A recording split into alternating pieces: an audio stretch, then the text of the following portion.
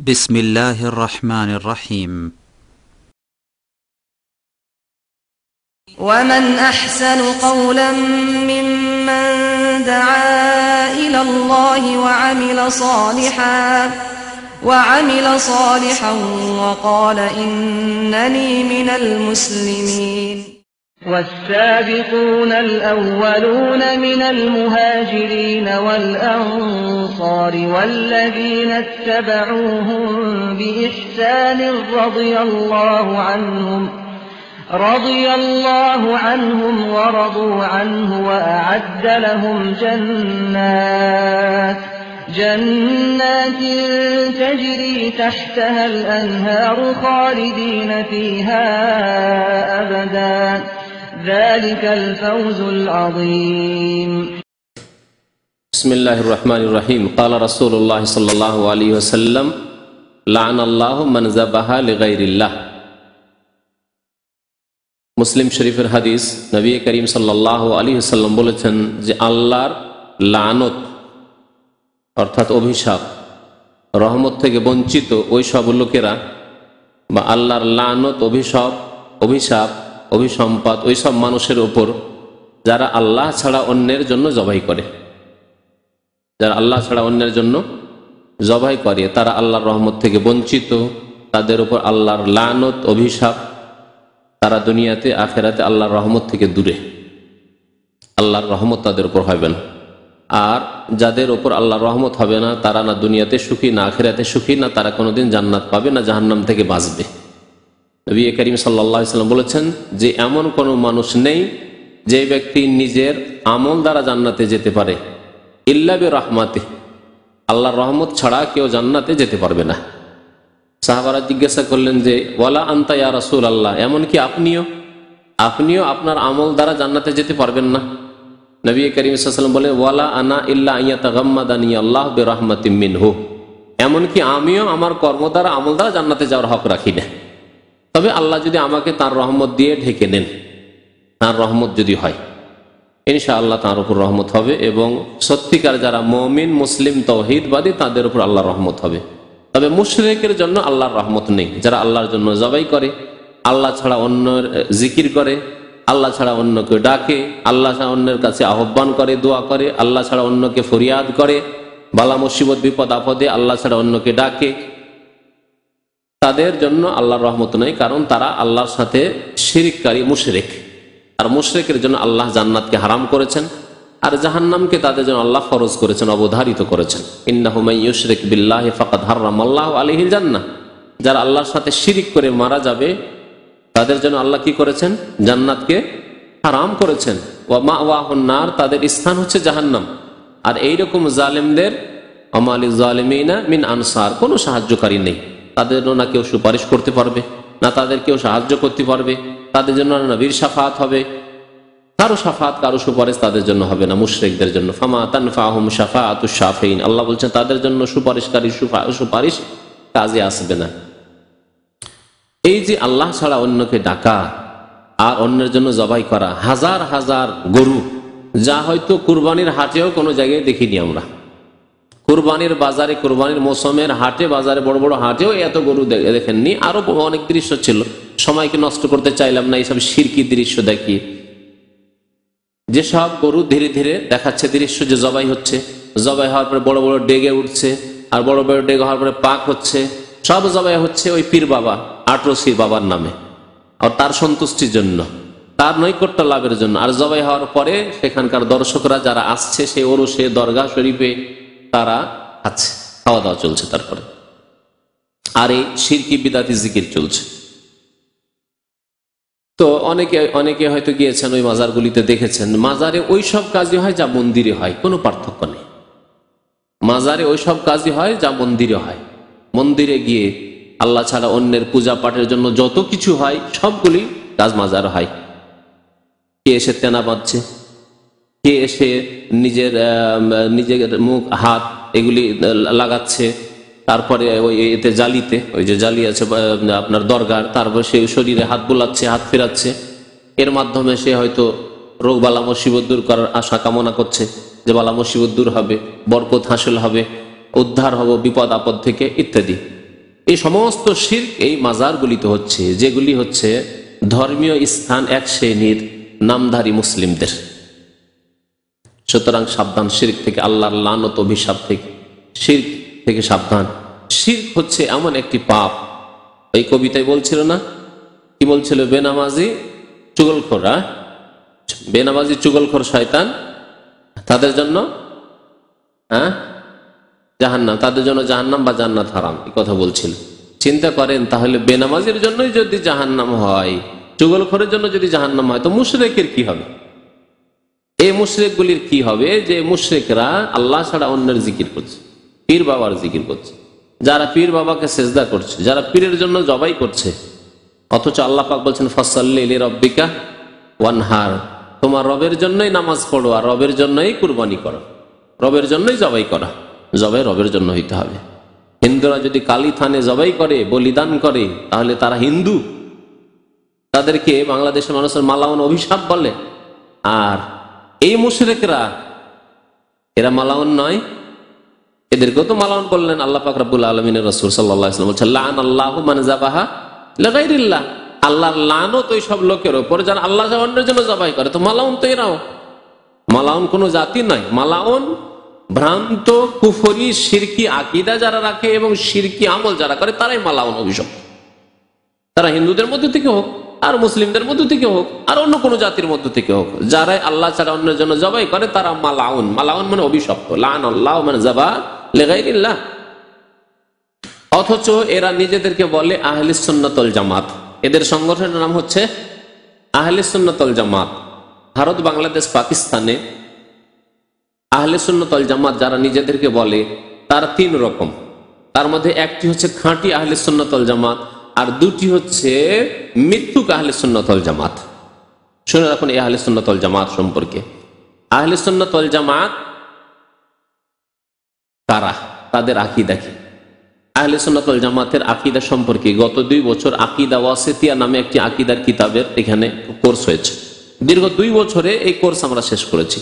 তার প্রথম লাইন থেকে পড়ে দেখবেন আহলে সুন্নাত ওয়াল জামাতের আকীদা হচ্ছে তার আল্লাহর প্রতি ঈমান রাখে ওই রকমই যেমন ঈমানের কথা আল্লাহ বলেছেন, তার রাসূল বলেছেন। নিজের খেয়াল খুশি ঈমান নয়, বিশ্বাস রাখে আল্লাহর ওপর, ঈমান রাখে আল্লাহর ওপর কেমন, যেমন ঈমানের কথা আল্লাহ বলেছেন এবং তার রাসূল বলেছেন যে কেমন করে ঈমান রাখতে হবে। ফেরেশতাগণের প্রতি ঈমান রাখে ওই রকমই যেমন ঈমানের কথা আল্লাহ এবং রাসূল বলেছেন। আল্লাহর কিতাব যেগুলি নাজিল করা কিতাব, সেসব কিতাবের প্রতি ওই রকমই ঈমান রাখে যেই রকম ঈমানের কথা আল্লাহ পাক রব্বুল আলামিন তার রাসূল বলেছেন। শেষ কিতাব কোরআনে কারীমের প্রতি বিস্তারিত ঈমান রাখে এবং তার বাস্তবায়ন তারা করে। রাসূলগণের প্রতি ঈমান ওইভাবে রাখে যেমন ভাবে আল্লাহ এবং তার রাসূল ঈমান নিয়ে আসতে বলেছেন। পরকালের প্রতি ওইভাবে ঈমান রাখে, পরকালে যতগুলি স্তর রয়েছে, স্টেপ রয়েছে, সবগুলির প্রতি ঈমান রাখে ওইভাবে যেইভাবে আল্লাহ এবং তার রাসূল বলেছেন। ভালো মন্দ তকদিরের প্রতি ওইভাবে ঈমান রাখে যেভাবে আল্লাহ এবং তার রাসূল বলেছেন। এই হচ্ছে আহলে সুন্নাত ওয়াল জামাতের ঈমানের স্তম্ভ 6টি, তাই না? ঈমানের খুঁটি কয়টি? 6টি। ঈমানের স্তম্ভ বা খুঁটি পিলার হচ্ছে আরকান ঈমান 6টি। এইভাবে সংক্ষেপে বলে দিলে তো সবাই বলে যে আমরা তো ঈমান রাখি, কিন্তু ভালো করে খোঁজ খবর নিয়ে দেখেন যে তাদের ঈমানের অবস্থা কেমন। আল্লাহর প্রতি ঈমানকে নিয়ে নেন। আল্লাহর প্রতি ঈমান সম্পর্কে আহলে সুন্নাত ওয়াল জামাতের কথা বলেন। আহলে সুন্নাত ওয়াল জামাতের সহি, আহলে সুন্নাত ওয়াল জামাতের সহি আকীদা এক। আর আরো 2টি দল আছে যারা নিজেদেরকে আহলে সুন্নাত ওয়াল জামাত বলে, তাদের ভ্রান্ত আকীদা। এই 2 আকীদার মাঝে পার্থক্য আপনাদেরকে দেখাবো। তাহলে 2টি দল সম্পর্কে একটু চিহ্নিত করে দেওয়ার দরকার আছে। চিহ্নিত না করলে আপনারা বুঝতে পারবেন না যে কারা শুধু মুখে দাবি করে আহলে সুন্নাত ওয়াল জামাতের, অথচ তাদের সুন্নতের সাথে কোনো সম্পর্ক নেই, আর জামাত সাহাবায়ে কেরামের জামাতের সাথে কোনো সম্পর্ক নেই, সাহাবায়ে কেরামের আকীদা আদর্শের সাথে কোনো সম্পর্ক নেই। তারা কারা? 2টি দল আছে ভারত, বাংলাদেশ। এরা দাবি করে আহলে সুন্নাত হওয়ার, সুন্নতের সাথে হাদিসের সাথে কোনো সম্পর্ক নেই। এরা দাবি করে জামাতের অনুসারী হওয়ার, অর্থাৎ সাহাবায়ে কেরামদের আদর্শের, কিন্তু সাহাবায়ে কেরামদের আদর্শের সাথে তাদের কোনো সম্পর্ক নেই। তাদের একটি দল হচ্ছে বেরেলভি, তারা নিজেদেরকে বলে রিজভি বা সুন্নি। তারা নিজেদেরকে বলে এই ৮ ওয়ালা, ভান্ডারি, মাঝভান্ডারিওয়ালা, এইরকমের যতগুলি মাজার ভক্ত দল বাংলাদেশে আছে, ভারতে আছে, পাকিস্তানে আছে, সবগুলি হচ্ছে এই ভ্রান্ত মুশরিক আহলে সুন্নাত। নাম তাদের আহলে সুন্নাহ, তারা নিজেদের এই ভালো লেভেলটি লাগিয়েছে, কিন্তু তারা হচ্ছে মুশরিক। তাদের আকীদা আমলে শিরক ঢুকে আছে। আল্লাহ সম্পর্কে ঈমানের ক্ষেত্রে নিয়ে নেন, আল্লাহ সম্পর্কে তাদের আকীদা কেমন? তাদের ধারণা যে আল্লাহ রাব্বুল আলামিন কেমন আল্লাহ, যেমন একটি দেশের রাষ্ট্রপতি বা প্রধানমন্ত্রী।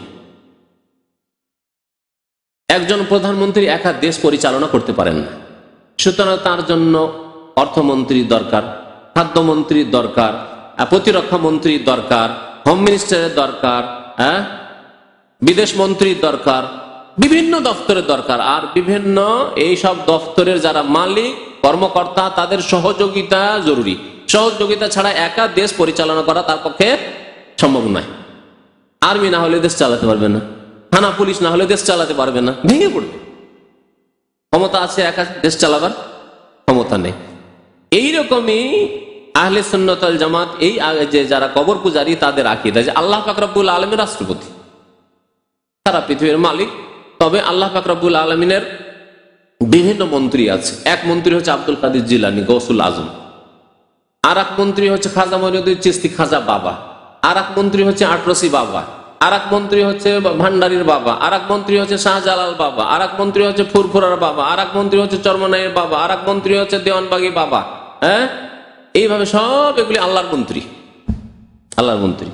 এদেরকে বিভিন্ন রকমের ক্ষমতা আল্লাহ দিয়ে দিয়েছেন।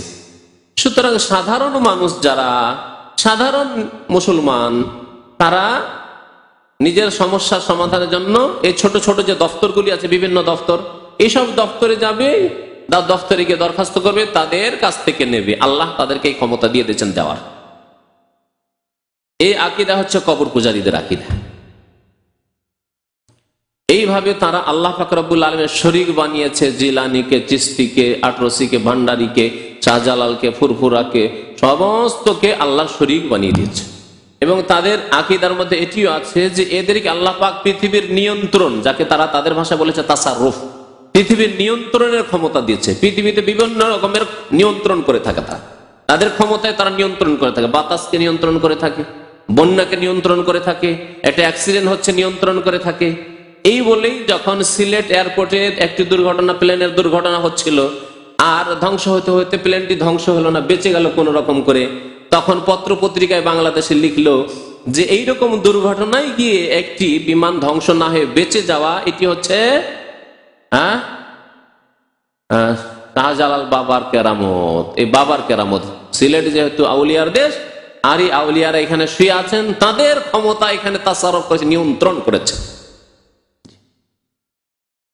শিরকি কুফরির আকীদা রয়েছে, অথচ পৃথিবীর নিয়ন্ত্রণ একমাত্র কার হাতে? কুল মান বিয়াদিহি মালাকুতু কুল্লি শাই। আল্লাহ বলছেন, হে নবী, মানুষকে জানিয়ে দাও, বলে দাও যে মান বিয়াদিহি মালাকুতু কুল্লি শাই, প্রত্যেক বস্তুর মালিকানা, সার্বভৌমত্ব, ক্ষমতা কার হাতে? মান বিয়াদিহি, কার হাতে? কার হাতে? একমাত্র আল্লাহ পাক রব্বুল আলামিনের হাতে। কিন্তু তারা একেবারে পৃথিবীর একজন রাজা, যেমন বিভিন্ন মন্ত্রী রাখে বা বিভিন্ন দপ্তর রাখে, আর তাদের সাহায্য সহযোগিতা ছাড়া রাজার কোনো মূল্য নেই, কোনো ক্ষমতা নেই, একে কিছুই করতে পারবে না, অসহায় অবস্থায় পড়ে যাবে। এইরকমই অবস্থা। এবং এইরকম বহু তাদের কিস্সা কাহিনী তারা শুনিয়ে থাকে, বহু কিস্সা কাহিনী তারা শুনিয়ে থাকে, তাদের কিতাবে লেখা আছে, তাদের বক্তব্যে, তাদের ওয়াজ মাহফিল, এইসব কিস্সা কাহিনী শোনানো হয়। তার একটি দৃশ্য দেখলেন যে আল্লাহ পাক রব্বুল আলামিন ছাড়া কেমন ভাবে, আল্লাহ ছাড়া অন্যের ইবাদত বন্দেগী তারা করছে। আল্লাহর প্রভুত্বের ক্ষেত্রে নিয়ন্ত্রণ এক, নিয়ন্ত্রণ আল্লাহ, সাথে সাথে অন্যদেরকে তারা দিয়ে রেখেছে। আল্লাহর প্রভুত্বের ক্ষেত্রে আর একটি জিনিস যেটা আল্লাহ ছাড়া অন্যকে দিয়ে রেখেছে, সেটি হচ্ছে অদৃশ্যের জ্ঞান। তাদের অলি আউলিয়া পীর বাবারা গায়েবের খবর রাখেন, কোথায় কি হচ্ছে না হচ্ছে, কোথায় মুরিদ কি অবস্থায় আছে না আছে, মুরিদ কি উদ্দেশ্য নিয়ে এসছে, তার অন্তর্জামী, সে অন্তর জেনে নিচ্ছে যে কি উদ্দেশ্যে, কি পেরেশানিতে আমার মুরিদ আমার সাথে দেখা করতে এসেছে। তাহলে গায়েব জানলো না। অথচ আল্লাহ পাক কোরআনে কারিমে বলছেন যে আলেমুল গায়বে ফালা ইউযহিরু আলা গায়বিহি আহাদা। আলেমুল গায়ব একমাত্র কে? আল্লাহ পাক রব্বুল। আকাশ জমিনে আল্লাহ ছাড়া কেউ গায়েব জানে না। কুল লা ইয়ালামু মান ফিস সামাওয়াতি ওয়াল আরদিল গায়বা ইল্লাল্লাহ। আল্লাহ পাক রব্বুল ছাড়া আকাশ আর জমিনে কেউ পৃথিবীর গায়েব অদৃশ্যের কথা জানে না। জিবরাইল ফেরেশতা অদৃশ্যের কথা জানে না, কোথায় কি হচ্ছে। যতটুকু তাকে ক্ষমতা দেওয়া হয়েছে ততটুকু ক্ষমতায় তার ক্ষমতা সীমিত। তার বেশি তিনি চোখের আড়ালের কিছু জানেন না। মুহাম্মদুর রাসূলুল্লাহ সৃষ্টির সেরা হওয়া সত্ত্বেও চোখের আড়ালের কোনো খোঁজ খবর রাখতেন না। নবী করিম সাল্লাল্লাহু আলাইহি ওয়াসাল্লাম এই মর্মে বহু হাদিস রয়েছে। এগুলির খণ্ডন করার জন্য দলিল পেশ করতে থাকলে এখানেই থেকে যাব। নবী করিম সাল্লাল্লাহু আলাইহি ওয়াসাল্লামের কাছে এক মহিলা একবার মাসলা জিজ্ঞেস করার জন্য এসেছে, পর্দার আড়াল থেকে মাসলা জিজ্ঞেস করছে, কিন্তু সরাসরি সামনে না এসে বেলাল রাদিয়াল্লাহু তাআলা নবী সাল্লাল্লাহু আলাইহি ওয়াসাল্লাম অনেক সময় দারবান হিসেবে থাকতেন যে কে কি বাইরে থেকে কিছু বলছেন নবী সাল্লাল্লাহু আলাইহি ওয়াসাল্লামের কাছে খবর পৌঁছাবো। যদি নবী সাল্লাল্লাহু আলাইহি ওয়াসাল্লামের কাছে আসার জন্য কোনো বাধা ছিল না যে কেউ আসবে দেখা করার জন্য, না বসে আসতে দেবো না, এরকম কিছু ছিল না। মহিলা এসে সরাসরি দেখা করতে চাচ্ছে না, লোকজন আর হয়তো পুরুষরা বসে আছে। মহিলা এসে বলছে, বেলাল একটা মাসলা নবী সাল্লাল্লাহু আলাইহি ওয়াসাল্লামের কাছ থেকে জিজ্ঞেস, আর তুমি বলিও না যে আমি কে। বেলাল হয়তো মহিলাকে চেনে, তুমি বলিও না যে আমি কে। নবী সাল্লাল্লাহু আলাইহি ওয়াসাল্লামকে এসে মাসলা জিজ্ঞেস, মাসলা ছিল যে নিজের জাকাতের পয়সা স্বামীর ছেলে মেয়েদের দিতে পারি কিনা। নিজের জাকাতের পয়সা, মহিলা তার জাকাত আছে, পয়সা আছে, ধন দৌলত আছে, বাবার কাছ থেকে পেয়েছে, জাকাত বেরোচ্ছে, স্বামী কিন্তু ফকির গরিব, স্বামীর অন্য স্ত্রী ছেলে মেয়ে আছে, তারা গরিব, খেতে পায় না। কারণ এই জাকাতের পয়সা অন্যদেরকে দেবো, স্বামীর ছেলে মেয়েদেরকে দিতে পারি কিনা, মাসলাটি জিজ্ঞেস করো। এই জন্য নাম বলতে নিষেধ করলেন যে জেনে নেবে তো স্বামীর মানহানি হবে। স্বামী সম্পর্কে, স্বামী জাকাত খাবে এটা লোকেরা জানবে, আল্লাহ নবী জানলে আল্লাহ নবীর সামনে অন্য সাহাবার আছে, জেনে নেবে যে অমুক তার স্ত্রীর জাকাত খাচ্ছে, ঠিক না, বা অমুক ছেলে মেয়েদের লালন পালন খেতে তার স্ত্রী জাকাতের পয়সা নিয়ে চলছে, মানহানির ব্যাপার স্যাপার। সেই জন্য তিনি বললেন যে না, জানাই না। নবী করিম সাল্লাল্লাহু আলাইহি ওয়াসাল্লাম কিন্তু জিজ্ঞাসা করে ফেললেন যে কে জিজ্ঞেস করছে পর্দার আড়াল থেকে মাসলা। বেলালের তো আর উপায় নেই, আল্লাহ নবী জিজ্ঞাসা করেছেন, বলতে হবে। আল্লাহ নবীর আদেশ বড় না ওই মহিলার আদেশ বড়? আল্লাহ নবীর আদেশ বড়, সুতরাং বলতে হবে। নবী করিম সাল্লাল্লাহু আলাইহি ওয়াসাল্লাম, ইয়া রাসূলুল্লাহ, সে যায়নাব, মদিনায় বহু যায়নাব ছিল, যায়নাব নামে অনেক মহিলা ছিল। নবী সাল্লাল্লাহু আলাইহি ওয়াসাল্লামকে বলার পরে বুঝতে পারছেন না যে কোন যায়নাব আছে। যায়নাব, আরে আমার মেয়েও তো যায়নাব আছে, আমার দুই স্ত্রী যায়নাব, আল্লাহ নবীর দুই স্ত্রীর নাম যায়নাব ছিল, যায়নাব বিনতে খুজাইমা, যায়নাব বিনতে জাহাশ। আল্লাহ নবীর বড় মেয়ের নামও যায়নাব। মদিনা আরো বহু যায়নাব আছে। কোন যায়নাব? আইয়ু যায়নাব, বুখারী শরীফের হাদিস, মুসলিম শরীফের হাদিস। আইয়ু যায়নাব, কোন যায়নাব বলছে, মাসলা জিজ্ঞেস করছে।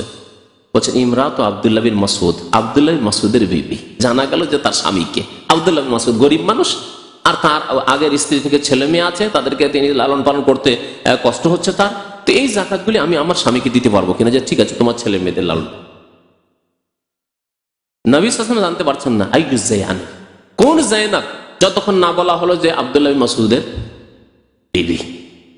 যদি আলেমুল গায়ব পৃথিবীতে কেউ হতেন তাহলে প্রথম কে? আল্লাহর পরে প্রথম রাসূল হতেন সাল্লাল্লাহু আলাইহি ওয়াসাল্লাম। তাহলে তার আগে থেকে তিনি জেনে ফেলেছেন যে বাড়িতে একটি মহিলা বেরিয়েছে আর আমার উদ্দেশ্য করে আসছে, তার অন্তরের কথা, মাসলাও বলা কি প্রয়োজন যে এই মাসলা জিজ্ঞাসা করছে, মাসলাও জানছেন। তিনি এখান থেকে বলে দিতে পারেন যে যাও বলে চলে এসো, অমুক মহিলা বাড়িতে কষ্ট করে একটা মাসলা জানার জন্য আসছে, তার বাড়িতে গিয়ে বলে চলে এসো মাসলার উত্তর। পারতেন না? কোনো খবর নেই তার কাছে, বলার পরে পর্দার আড়ালে সামনেই দাঁড়িয়ে আছে, তারপরে জানতে পারছেন যে কোন মহিলা দাঁড়িয়ে আছে। আলেমুল গায়ব তিনি। আর এই যারা আহলে সুন্নাত ওয়াল জামাত নিজেদেরকে বলে, এই আটরসি, ভান্ডারিওয়ালা, বেরেলভি, কবর পূজারী, ফুলতুলি, আমাদের সিলেটি ভাইদের জন্য বলছে যে ফুলতুলি, এরা হলো বেরেলভি আকীদার। এদের আকীদা যে নবী আলেমুল গায়ব, এমন আলেমুল গায়ব তিনি অতীত, বর্তমান, ভবিষ্যৎ, এমনকি অণু পরমাণু সমস্ত খবর রাখেন, সবকিছুর খবর রাখেন। যদি নবীকে এত বাড়ানো হয়, নবী করিম সাল্লাল্লাহু আলাইহি ওয়াসাল্লাম বলেছেন লা তুতরুনি, আমাকে এইভাবে বাড়াবে না। কামা আতরাতিন নাসারা ঈসা ইবনে মারইয়াম, যেমন ঈসা আলাইহিস সালামকে খ্রিস্টানরা বাড়াইতে বাড়াইতে বাড়াইতে আল্লাহর স্থানে পৌঁছে দিয়েছে। ইন্নামা আনা আবদুন, আমি আল্লাহর বান্দা। ফাকুলু, সুতরাং বলবে মুহাম্মদ কে? আব্দুল্লাহ, আল্লাহর বান্দা, আল্লাহর দাস, আল্লাহর গোলাম এবং তার রাসূল। তাহলে তিনি গোলাম, তাকে গোলামি করতে, তাকে ইবাদত করতে, তাকেও নামাজ পড়তে হবে, রোজা রাখতে হবে, হজ করতে হবে, যাকাত দিতে হবে, তাকে সিজদা করতে হবে। এবং তিনি আল্লাহ রাসূল, তার মর্যাদা হচ্ছে তিনি রাসূল, মাধ্যম। আল্লাহর দিন মানব জাতি পর্যন্ত পৌঁছার জন্য তিনি মাধ্যম। তার মাধ্যমে দিন ইসলাম মানব জাতি পর্যন্ত পৌঁছেছে, রাসূল তিনি। বাড়াইতে বাড়াইতে যখন বাড়িয়ে আল্লাহর পর্যায়ে পৌঁছে দিলেন, আল্লাহ আলেমুল গায়ব, নবীও সবকিছুর খবর রাখেন। যখন পৌঁছে দিলেন, যারাই বাড়িয়েছে, একটি পয়েন্ট আমরা আপনাদেরকে বলবো সেজন্য বলছি, যারাই কোনো ব্যক্তিকে অতিরঞ্জন করে তার যতটা মর্যাদা তার বেশি বাড়িয়েছে, তারা মানহানিও করেছে। তারা কি করেছে? মানহানিও করেছে। কেমন করে? এই পয়েন্টটা আপনাদেরকে বুঝাবো। নবী সাল্লাল্লাহু আলাইহি ওয়াসাল্লামকে যখন বাড়াইতে বাড়াইতে আলেমুল গায়েব করে দিলেন, তাহলে নবী সাল্লাল্লাহু আলাইহি ওয়াসাল্লাম সবকিছুরই খবর রাখেন, অণু পরমাণু সবকিছুর যখন খবর রাখেন। হুসাইন রাদিয়াল্লাহু তাআলা আনহু কারবালা চলে গেলে শহীদ হবেন, জালেমরা শহীদ করবে, এই খবর তাহলে নবী জানতেন না জানতেন না? তাদের থিওরি বলতে বলছি,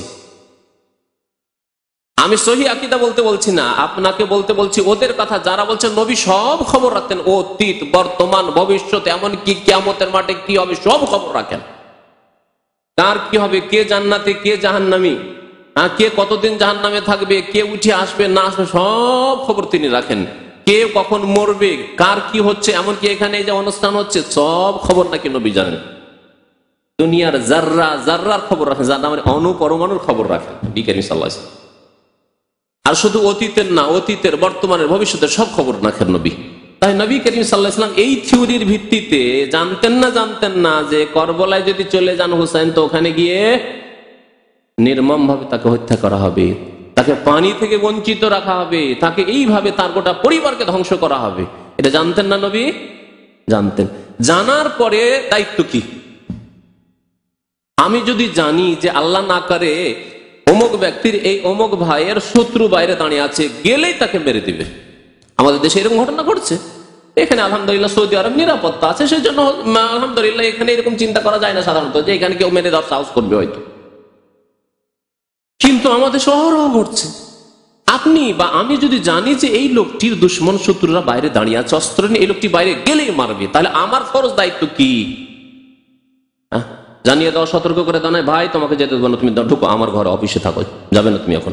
এটা ফরজ কিনা আমার বলেন? যদি আমি না করি, জানলাম যে লোকটিকে মেরে দিবে, তারপরে আমি বললাম না, লোকটি যেমনই বাইরে গেল লোকটিকে খুন করে দেওয়া হইলো, তাহলে আমি কেমন গুনাহগার? ছোট গুনাহগার না বড় গুনাহগার? আমিও খুনের শরীক, কাবিরা গুনাহগার, ঠিক না? নবী করিম সাল্লাল্লাহু আলাইহি ওয়াসাল্লাম যদি জানতেন যে হোসেন কারবালা গেলে তারা শহীদ করে দিবে, জানা সত্ত্বেও তিনি জানাননি, তাহলে নবী কি করেছেন? কাবিরা গুনাহ করেনি, নাউজুবিল্লাহ। তাহলে যারাই নবীকে বাড়িয়েছে বা কোনো ব্যক্তি সম্পর্কে অতিরঞ্জন করেছে তারাই মানহানি করেছে। মানহানি হলো না? নবী গুনাহগার নন, অথচ নবীকে কাবিরা গুনাহগার বানিয়ে দিল। বুঝতে পেরেছেন? জি। নবী করিম উসমান রাদিয়াল্লাহু তাআলা আনহু শহীদ হচ্ছেন মদিনায়, আল্লাহু আকবার, কোরআন তিলাওয়াতের অবস্থায়। আপন জামাই, দুই মেয়ের জামাই। ওমর রাদিয়াল্লাহু তাআলা ফজর নামাজে শহীদ হচ্ছেন। নবী সাল্লাল্লাহু আলাইহি ওয়াসাল্লাম যদি সবকিছুই জানতেন এই কবর পূজারীদের আকীদার ভিত্তিতে, তাহলে তিনি তারিখ জানতেন যে অমুক তারিখের ফজর নামাজে ওমরকে শহীদ করবে অগ্নি পূজক, অমুক তারিখে জুমার দিনে উসমান রাদিয়াল্লাহু তাআলা আনহুকে মিশরি জালেমরা এসে ইহুদিদের চক্রান্তের শিকারে তারা এসে শহীদ করবে। তাদেরকে সতর্ক সাবধান করে দিতেন না যে খবরদার তোমরা এই মৌসুমে এই দিনে কিন্তু ওই জায়গায় যাবে না, ফজর নামাজ যাবে না। দেখো এই জুমার দিনে মদিনায় তোমাকে একাই পেয়ে শহীদ করবে, খবরদার থাকবে, লোকজন সব হজে চলে যাবে, তুমি হজে চলে যাও, বা তুমি আগে থেকে প্রতিরক্ষার ব্যবস্থা নিও। বলা ফরজ ছিল কিনা নবীর? যদি জানতেন তাহলে বলেননি, তাহলে তিনি কি গুনাহ করেননি? তাহলে তাদের কথার ভিত্তিতে তাহলে কত খুনি নবী করিম সাল্লাল্লাহু আলাইহি ওয়াসাল্লাম, নাউজুবিল্লাহ, এদের নিকট কত খুনি নবী করিম সাল্লাল্লাহু আলাইহি ওয়াসাল্লাম জানা সত্ত্বে খুন হতে দিয়েছেন এইসব লোক। এইরকম বহু কুফরি শিরকি আকীদার কারণে তারা যেমন বাড়িয়েছে আল্লাহ ছাড়া অন্যকে, আউলিয়াকে বা নবীদেরকে বাড়িয়েছে, তেমন তাদের মানহানিও করেছে। আল্লাহ রাব্বুল আলামিন সম্পর্কে আরেকটি আকীদা হচ্ছে যে সমস্ত ইবাদত বন্দেগী আল্লাহর জন্য। কার জন্য? যেমন প্রভুত্ব আল্লাহর জন্য, মানে আল্লাহর কাজে কর্মে আল্লাহ একক, তার কেউ শরীক নেই, সামান্যতম কোনো শরীক নেই। এমনকি আল্লাহ পাক রব্বুল কারো পরামর্শের মুখাপেক্ষী নন। আল্লাহ পরামর্শ নিয়েছেন নবীর সাথে যে হে নবী মুহাম্মদ আমি এই কাজটি করব না পরামর্শ নিয়েছেন? আছে কোনো জায়গায়? না, কখনো। ফেরেশতার সাথে পরামর্শ নিয়েছেন? না, কখনো না। আল্লাহ পাক কারো পরামর্শের মুহতাজ না, আমরা পরামর্শের মুখাপেক্ষী, সাজেশন নিয়ে মানুষের কাছে বোঝাপড়া করিয়েছি, আগে পিচ করি যে কাজটি করবো কি করবো না, ভালো হবে না মন্দ হবে। আল্লাহ সব কিছু জানেন যে কোনটা ভালো কোনটা খারাপ, কোনটা করতে হবে কোনটা করতে হবে না। আল্লাহ রাব্বুল তার কাজে কর্মে একক। এটি হচ্ছে তাওহীদ রুবুবিয়্যাত আল্লাহর ক্ষেত্রে। তাওহীদে উলুহিয়্যাত বা তাওহীদে ইবাদত, সমস্ত ইবাদত বন্দেগী কার জন্য? আল্লাহর জন্য। এই যারা নিজেদেরকে আহলে সুন্নাত ওয়াল জামাত বলে কবর পূজারী, তারা নামাজের সেজদা আল্লাহর জন্য, বাকি ওরসের সেজদা কার জন্য? পীর বাবার জন্য।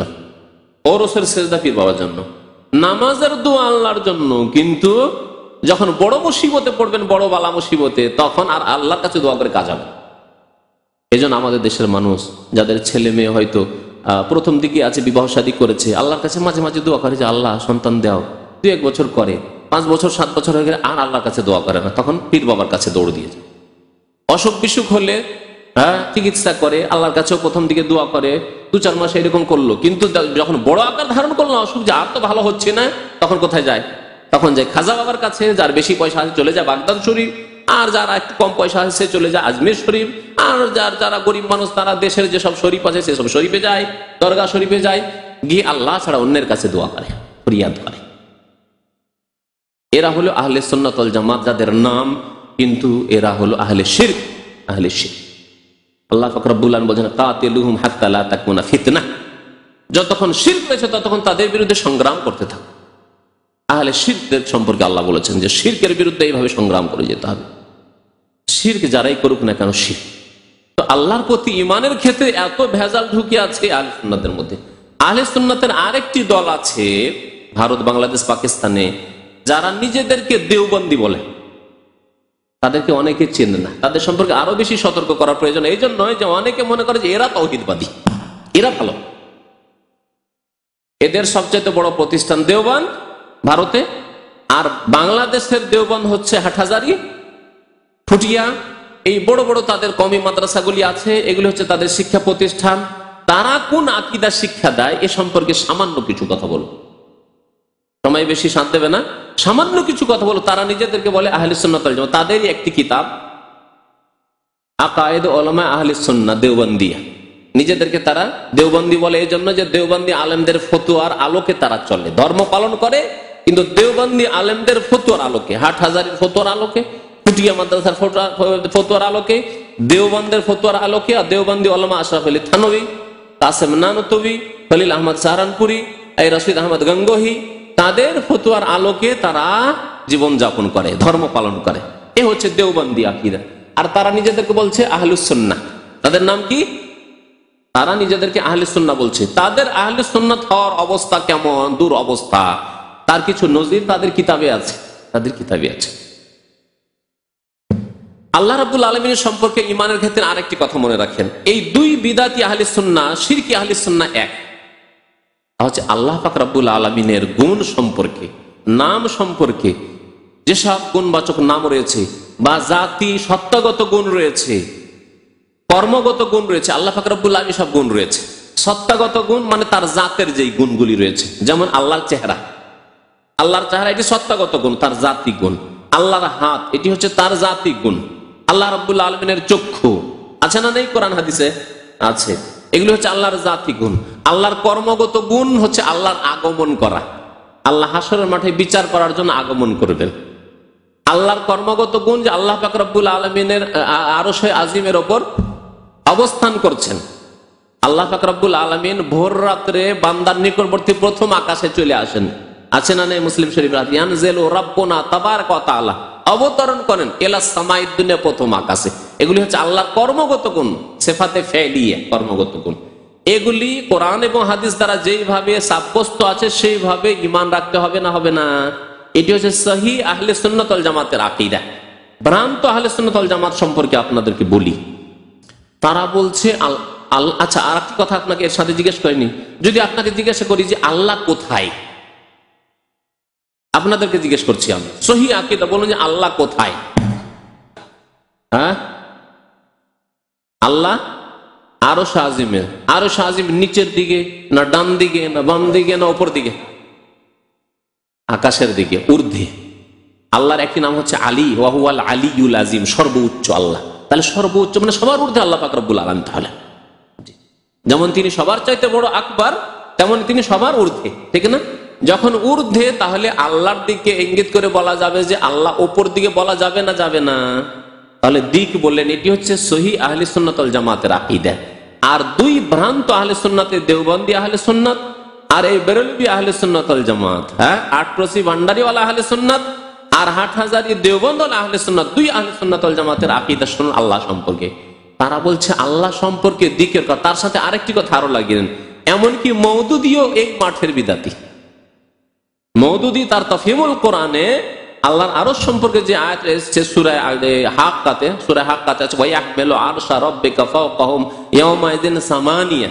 কারো কাছে যদি তাফসীর থাকে 29 পারা সূরা হাক্কার তাফসীর, তাহলে দেখবেন তাতে আল্লাহ বলছেন যে কিয়ামতের মাঠে ইয়াহমিলু আরশা রাব্বিকা ফাওকাহুম ইয়াওমাইযিন সামানিয়া, সেই দিন কিয়ামতে 8 ফেরেশতা আল্লাহর আরশকে কি করে থাকবেন, বহন করে থাকবেন, উঠিয়ে রাখবেন। সামানিয়া।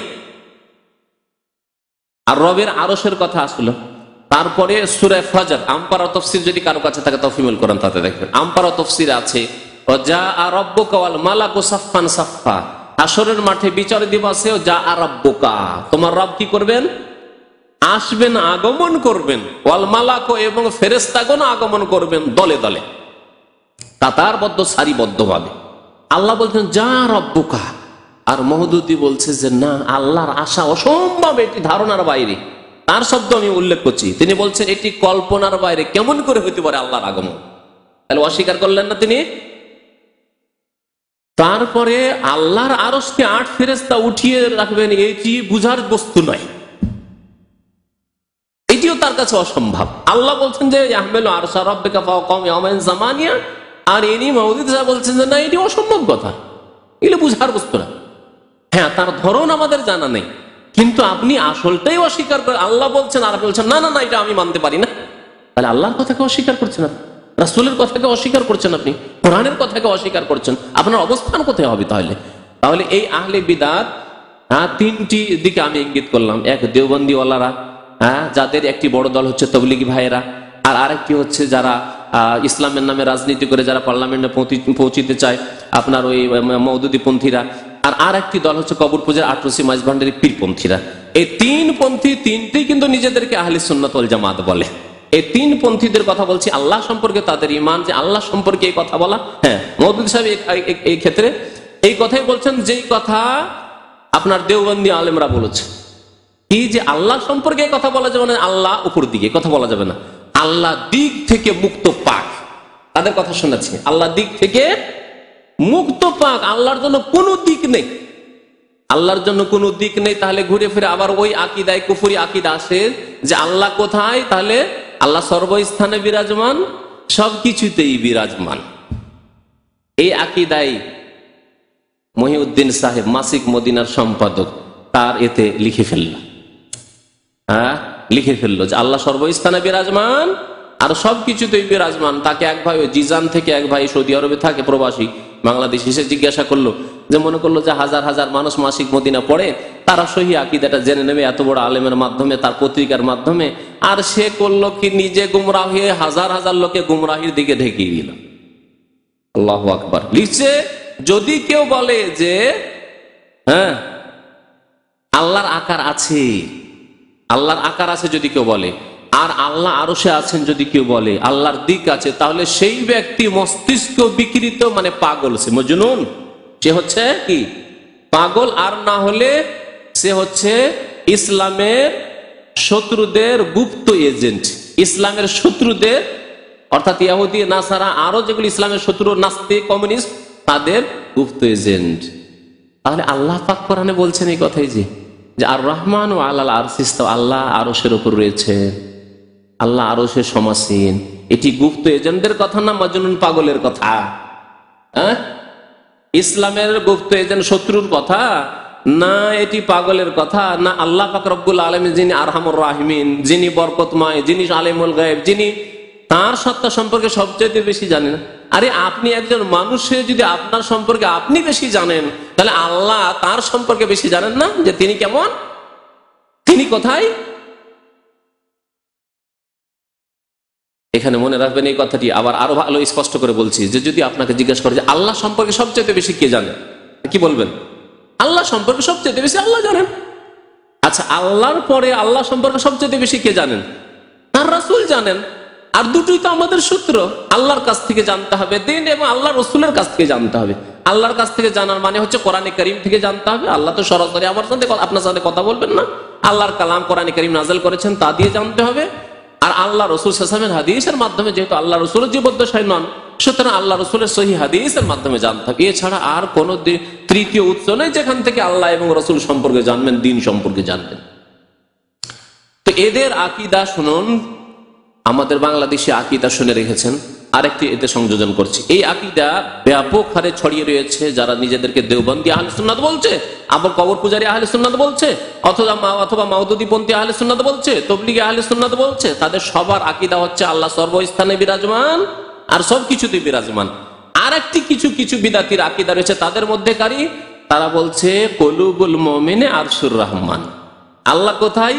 মুমিনের কলবে কলবে। তাহলে কত আল্লাহ? হ্যাঁ, যত কল্লা তত আল্লাহ। তাহলে যত কল্লা মানে যত মানুষ তত তাহলে আল্লাহ। প্রত্যেক যদি কলবে কলবে আল্লাহ হন, তাহলে কতটি আল্লাহ আছেন? কলবে আল্লাহ আছেন, কলবের বাইরে আল্লাহ নেই। তাহলে প্রত্যেক জায়গায় আল্লাহ আলাদা আলাদা রয়েছেন। আপনার কলবে আল্লাহ আলাদা আল্লাহ, আমার কলবে আলাদা আল্লাহ, ওই ভাইয়ের কলবে হাজার হাজার লক্ষ লক্ষ কোটি কোটি মানুষের কলবে পৃথক পৃথক আল্লাহ। তাহলে যত মানুষ তত আল্লাহ, এটাই তো সাব্যস্ত হয়। এই আকীদা শুনে এসছেন আমাদের এখানে। ওই এক ভাই আছে, ফরিদ আছে কিনা জানি না। এই ফরিদ যখন প্রথম এসেছিল ইসলামী সেন্টারে, তাকে জিজ্ঞাসা করেছিলাম, একটু হুজুর টাইপের লাগলো, দেখে জিজ্ঞেস করলাম যে আল্লাহ কোথায়? তো পট করে আমাকে শোনালো আরবি ভাষায়। কেন আরবি ভাষা একটু করে শোনাই, সে বলছে কুলুবুল মুমিন আরশুর রহমান। এইখানেই বসে শুনেছি, আমাকে শুনিয়েছিল। কি বলেছিল?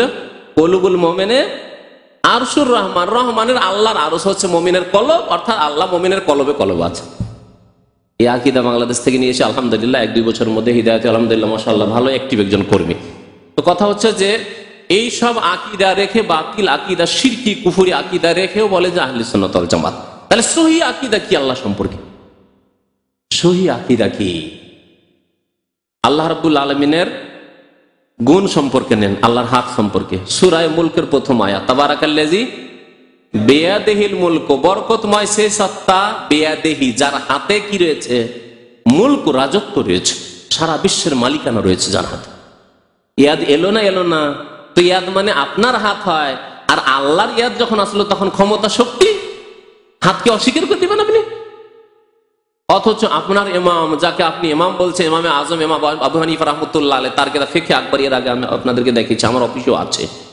তাতে তিনি বলেছেন ওয়ালাহু ইয়াদুন ওয়া ওয়াজহুন, আল্লাহর হাতও রয়েছে আর আল্লাহর চেহারাও রয়েছে, মুখমণ্ডলও রয়েছে।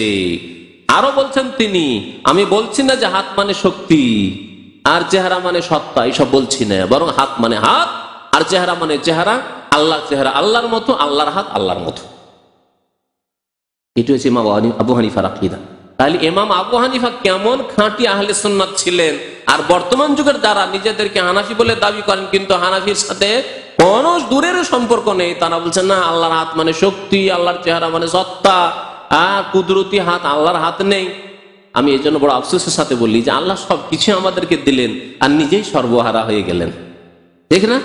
আল্লাহ আমাদেরকে হাত দিলেন এত সুন্দর, আল্লাহ আমাদেরকে এত সুন্দর চেহারা দিলেন, আল্লাহ আমাদেরকে এত সুন্দর চক্ষু দিলেন, আল্লাহর নেই চোখ, নেই হাত, নেই পা, নেই মুখমণ্ডল, কিছুই নেই আল্লাহর। এই বাতিল আহলে সুন্নাত যারা, তাদের আকীদা তো এটাই তো, ঠিক কিনা? যে আল্লাহর কিছুই নেই, আল্লাহ সব আমাদেরকে দিয়েছেন, কিন্তু আল্লাহর কিছুই নেই, সর্বহারা তিনি। আল্লাহ সম্পর্কে সহি আকীদা তাহলে কি? যে আল্লাহ পাক রব্বুল আলামিন সম্পর্কে তিনি যা বলেছেন তা আমরা বিনা বিকৃতিতে, বিনা অস্বীকৃতিতে মেনে নেব। আল্লাহ হাত বলে থাকলে হাত মেনে নেব, আল্লাহর হাত আল্লাহর মত। আল্লাহ চেহারা বলেছেন, চেহারা মেনে নেব। আল্লাহ তার আরশের সমাসীন হওয়ার কথা বলেছেন, মেনে নেব, মানবো না? জি। আল্লাহর চক্ষুর কথা বলেছেন, মেনে নেব। আল্লাহর আগমন, আল্লাহর যেগুলি কর্মগত সিফাত, আল্লাহর আগমনের কথা বলেছেন আল্লাহ পাক রব্বুল আলামিন, মেনে নেব। আল্লাহর অবতরণের কথা বলেছেন, মেনে নেব। যেভাবে আল্লাহ বলে সেইভাবে মেনে নেব। ধরন জানি না, এর বিস্তারিত কিছু জানি না। যতটা আল্লাহ জানিয়েছেন, যত তার রাসূল জানিয়েছেন, ততটা আমরা কি করব? মেনে নেব, মানে ঈমান নিয়ে আসবো। কুল্লুন মিন ইনদি রাব্বিনা আমান্না বিহি, আল্লাহ শিখাচ্ছেন আমাদেরকে, বলো আমরা ঈমান নিয়ে আসছি, বিশ্বাস করছি। কুল্লুম মিন ইনদি রাব্বিনা, যতটুকু আল্লাহর পক্ষ থেকে এসে সব আমরা মানি। আল্লাহর পক্ষ থেকে নাযিল হয়েছে, তার রাসূল বলেছেন, আল্লাহ বলেছেন, আমরা মেনে নেব। এটি হচ্ছে আহলে সুন্নাত ওয়াল জামাতের আকীদা। বুখারী শরীফের রিওয়ায়াতে রয়েছে, একজন মহিলা, বরং বালিকা বলতে পারি, বালিকা, মহিলা না, বালিকা দাসী ছিল। তার মালিকের ইচ্ছা হলো যে একে স্বাধীন করে দেবো, ছেড়ে দেবো, বিদায় করে দেবো। কেন আমার দাসী হয়ে থাকবে? বিদায় করবে, স্বাধীন আল্লাহর ইবাদতবন্দি করবে, কাজকর্ম করবে, ঘুরবে। নবী সাল্লাল্লাহু আলাইহি ওয়াসাল্লামের কাছে পরামর্শ নিতে আসলেন ওই ব্যক্তি, ইয়া রাসূলুল্লাহ, আমার যে বালিকা দাসী রয়েছে, আমি একে স্বাধীন করে দিতে চাই। নবী সাল্লাল্লাহু আলাইহি ওয়াসাল্লাম জানতে চাইলেন যে এই দাসী মুমিন না কাফের, মুসলিমা না কাফেরা? তাই জিজ্ঞাসা করলেন যে ও বালিকাকে ডাকো। ডেকে নিয়ে আসা হলো। বলে আইন আল্লাহ, বলো তো আল্লাহ কোথায়? কি জিজ্ঞেস করলেন নবী সাল্লাল্লাহু আলাইহি ওয়াসাল্লাম? আল্লাহ কোথায়? আমাদের দেশের বিদাতি আলেমরা যারা নিজেদেরকে আহলে সুন্নাত বলে, দেওবন্দি হোক আর বেরেলভি হোক, তারা কি বলে জানেন? এই প্রশ্ন করাই কুফরি কাজ। আল্লাহ কোথায় এই প্রশ্ন করাই ঠিক না। বহু লোকের কাছে এরকম কথা শুনবেন, আপনি কুফরি প্রশ্ন করছেন, এ কেমন প্রশ্ন করলেন? আল্লাহ সম্পর্কে এরকম প্রশ্ন উঠানো ঠিক না। অথচ এই প্রশ্ন উঠাচ্ছেন কে? রাসূলুল্লাহ সাল্লাল্লাহু আলাইহি ওয়াসাল্লাম, যিনি বান্দাদের মধ্য থেকে সৃষ্টি জগতের মধ্যে সবচেয়ে বেশি আল্লাহ সম্পর্কে জানেন, এবং এর দ্বারা তিনি ইমানের পরীক্ষা নিচ্ছেন যে ইমান আছে কিনা, এর দ্বারা যাচাই করছি যে ইমান থাকলে সঠিকভাবে উত্তর দিতে পারবে যে আল্লাহ কোথায়। আইন আল্লাহ, আল্লাহ কোথায়? তখন সেই বালিকা কি বলছে? কালাত ফিস সামায়ে, বললেন আকাশে। তাহলে মওদুদি সাহেব, তারপর দেওবন্দি আলেমরা, থানভী সাহেব, আপনার ইলিয়াস সাহেব, তারা যদি বলেন আল্লাহর জন্য দিক বলা কুফরি, তাহলে নবীর অবস্থা কি হয়? নবীর অবস্থা কি হয়? যদি তারা এই কথা বলে থাকে, আর সত্যি তারা এই কথা বলেছে যে আল্লাহর জন্য দিক বলা কুফরি, তাহলে নবীর অবস্থা কি হবে? যে নবী জিজ্ঞাসা করছেন যে আল্লাহ কোথায়, আবার জবাব দিচ্ছে এই বালিকা যে ফিস সামায়ে, তাহলে এই মেয়েরই বা অবস্থা কি হয়? যাই না সব একবার ইসলাম থেকে? অথচ নবী সাল্লাল্লাহু আলাইহি ওয়াসাল্লাম এটিকে বললেন যে হ্যাঁ ইমানের প্রমাণ, ইমান আছে এর প্রমাণ যখন কালাত ফিস সামায়ে, সে বলল যে আকাশে রয়েছেন। তারপরে নবী সম্পর্কে সঠিক আকীদা হইতে হবে, সেটা পরীক্ষার জন্য নবী সাল্লাল্লাহু আলাইহি ওয়াসাল্লাম দ্বিতীয় প্রশ্ন করলেন, ওমান আনা, আমি আবার কে? আমি কে? সে বালিকা কি বলল? আনতা রাসূলুল্লাহ সাল্লাল্লাহু আলাইহি ওয়াসাল্লাম, আপনি আল্লাহর রাসূল সাল্লাল্লাহু আলাইহি ওয়াসাল্লাম। তখন নবী সাল্লাল্লাহু আলাইহি ওয়াসাল্লাম কি বলেন? দুটি প্রশ্ন দিয়ে যাচাই করে নিলেন যে মুমিন না কাফের, মুসলিম না অমুসলিম, সহি আকীদার না বাতিল আকীদার। তাই বললেন আতিকা ফাইন্নাহা মুমিনা, এই বালিকাটিকে তুমি স্বাধীন করে দাও, আজাদ করে দাও, কারণ এ হচ্ছে ইমানদার, মুমিনা, কাফের নয়। বুঝতে পারলেন? তাহলে আল্লাহ সম্পর্কে জানতে হবে যে আল্লাহ কোথায়, জানা ফরজ। এটি আপনার আল্লাহর প্রতি ইমান যে প্রথম পিলার ইসলামে, ইমানের প্রথম পিলারে এটিও আপনাকে জানতে হবে যে আল্লাহ কোথায় রয়েছে, আল্লাহ কি কি গুণগুলি রয়েছে, এবং যা রয়েছে আপনি বিস্তারিত না জানলে যা রয়েছে আমি মানতে প্রস্তুত, কোরআনে হাদিসে যা আছে তা মানার জন্য আমি প্রস্তুত, বিশ্বাস রাখি, এই কথা আপনাকে মানতে হবে। আর যদি বলেন না না না না না এটা হচ্ছে পাগলের কথা, অথবা কি বলে যে ইসলামের শত্রুদের কথা, তাহলে গেলেন আপনি রসার তলে। আচ্ছা, ইসলামের বা ইমানের আরেকটি পিলার কি? আরেকটি পিলার হচ্ছে রাসূলের প্রতি বিশ্বাস, রাসূলগণের প্রতি বিশ্বাস। রাসূলগণ সম্পর্কে কি বিশ্বাস রাখতে হবে? যে রাসূল সেই যুগের সৎ ব্যক্তি হতেন, কিন্তু তারা মানুষ না, তারা মানুষ। তারা কিসের তৈরি? তাহলে মানুষ তো মাটির তৈরি না নূরের তৈরি? হ্যাঁ, এইখানে কবর মাজার পূজারী যাদেরকে আহলে সুন্নাত বলে, আটরসি দৃশ্য দেখলেন যে এরা কি বলে নবী নূরের তৈরি, গেল এখানে, তাই এরা আহলে সুন্নাত নয়। আল্লাহ বলছেন ইন্নামা আনা বাশারুম মিসলুকুম, হে নবী বলে দাও যে আমি তোমাদের মতোই মানুষ। আল্লাহ বলছেন আদমকে আমি মাটি দিয়ে তৈরি করেছি, আর মুহাম্মদ রাসূলুল্লাহ আদম সন্তান, জিবরাইলের সন্তান না, তাই না? ফেরেশতাদেরকে আল্লাহ নূর দিয়ে তৈরি করেছেন। তারপরে এই ভ্রান্ত আকীদা যে নূর দিয়ে তৈরি হলে বেশি সম্মানিত হবেন আর মাটি দিয়ে তৈরি হলে ছোট হয়ে গেলেন, এই কথারই কথা আছে। এই প্রথম ভ্রান্ত কথা মগজে ঢুকেছে যে নূর দিয়ে তৈরি হলে নাকি বেশি সম্মানের অধিকারী হয়ে যাবে আর ফেরেশতারা বেশি সম্মানী। কে বললো? আল্লাহ বলছেন কাররামনা বানি আদম, আদম সন্তানকে সম্মানিত করেছে। তাহলে আদম সন্তান যদি সৎ হয় তাহলে বেশি সম্মানিত সে। আদম সন্তানের শ্রেষ্ঠ সন্তান মুহাম্মদ রাসূলুল্লাহ সাল্লাল্লাহু আলাইহি ওয়াসাল্লাম, সুতরাং মুহাম্মদ রাসূলুল্লাহ সাল্লাল্লাহু আলাইহি ওয়াসাল্লাম ফেরেশতাগণ চাইতে অনেক বেশি সম্মানিত আল্লাহ পাক রব্বুল আলামিনের নিকটে। বুঝতে পেরেছেন কথা? অথচ তিনি মাটির তৈরি। তাহলে বাতিল পন্থীদের আকীদা হচ্ছে যে নবী নূরের তৈরি, মাটির তৈরি না। সহিহ আকীদা ইসলামের হচ্ছে আহলে সুন্নাত ওয়াল জামাতের যে নবী মাটির তৈরি, মানুষ তিনি। বাশারুম মিসলুকুম, তোমাদের মতো মানুষ, তবে আমার কাছে ইউহা ইলাই, ওহী আসে, আমি রাসূল, আমি নবী, আমার কাছে আকাশের সংবাদ আসে, আমার কাছে সকাল বিকাল জিবরাইল আলাইহিস সালাম ওহী নিয়ে আসেন। আমি অদৃশ্যের অনেক কথা আল্লাহর পক্ষ থেকে জানতে পারি, আল্লাহর বিধান আমার উপর নাযিল হয় তোমাদেরকে বলে দিই। এই পার্থক্য। রিসালাত দিয়ে আল্লাহ আমাকে সম্মানিত করেছেন। রাসূল সম্পর্কে আরেকটি দিক রয়েছে। রাসূলুল্লাহ সাল্লাল্লাহু আলাইহি সাল্লাম মানুষ যখন ছিলেন, তাহলে মানুষের মধ্যে যে সব গুণ রয়েছে সেসব গুণ নবীর মধ্যে ছিল না? ছিল না? মানুষের গুণ হচ্ছে দুর্বলতা, মানুষের গুণ হচ্ছে তন্দ্রা আসা, মানুষের গুণ হচ্ছে একটি দুর্বল গুণ হচ্ছে ঘুম আসা, নিদ্রা আসা, ক্লান্ত হয়ে পড়া, তাই না? শোক, কোনো সময় শোকে পড়া, শোকার্ত হওয়া, কোন সময় সুখী হওয়া, খুশি হওয়া, দুঃখিত হওয়া, এসবগুলি মানুষের মধ্যে গুণ রয়েছে, ভালো মন্দ গুণ রয়েছে। মানুষের আর একটি গুণ হচ্ছে যে মানুষ একদিন না একদিন মৃত্যুবরণ করবে। মানুষ হলে কি হবে? একদিন না একদিন মৃত্যুবরণ করবে। যদি মুহাম্মদ সাল্লাল্লাহু আলাইহি ওয়াসাল্লাম মানুষ হন তাহলে তিনি মৃত্যুবরণ করেছেন না করেননি? এখানে আহলে সুন্নাত আর আহলে বাতিল, যারা নিজেদেরকে আহলে সুন্নাত বলছে, কবর পূজারীরাও, এমনকি এই দেওবন্দীরাও, তারাও মুহাম্মদ সাল্লাল্লাহু আলাইহি ওয়াসাল্লাম সম্পর্কে বলছে না, নবী হায়াতে রয়েছেন, বেঁচে রয়েছেন। নবী কি রয়েছেন? বেঁচে রয়েছেন, নাকি ইন্তেকালই করেননি। যদি ইন্তেকাল না করে থাকেন তো এমন ব্যক্তিকে দাফন করা জায়েজ।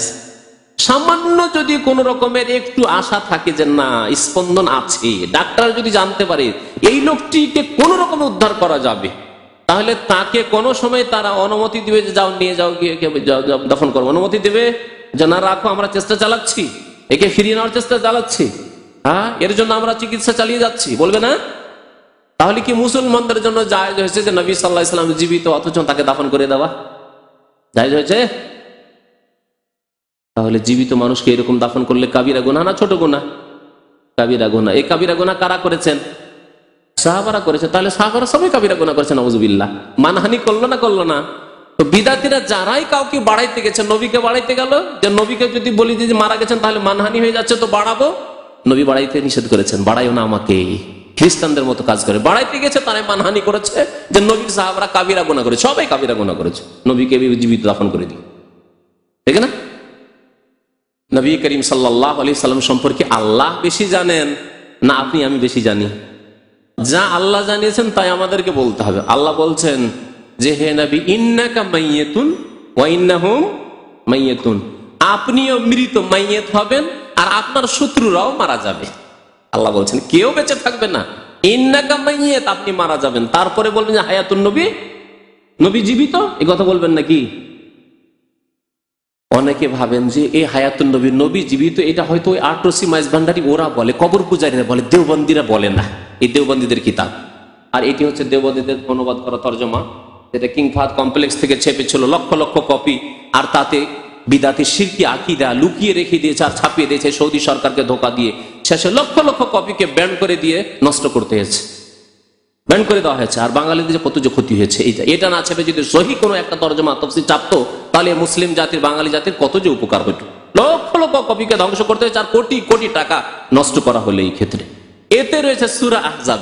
সূরা আহজাবের আয়াত নম্বর 53-তে আছে, যেখানে আছে যে নবী করিম সাল্লাল্লাহু আলাইহি ওয়াসাল্লাম এর বিবিরা তোমাদের জন্য জায়েজ নয়, ওয়ালা আনতানকিহু আজওয়াজাহু মিন বাদিহি আবাদা। এই আয়াতটি সূরা আহজাব আছে। তোমরা নবী সাল্লাল্লাহু আলাইহি ওয়াসাল্লামের পরে তার বিবিগণকে বিবাহ করতে পারো না।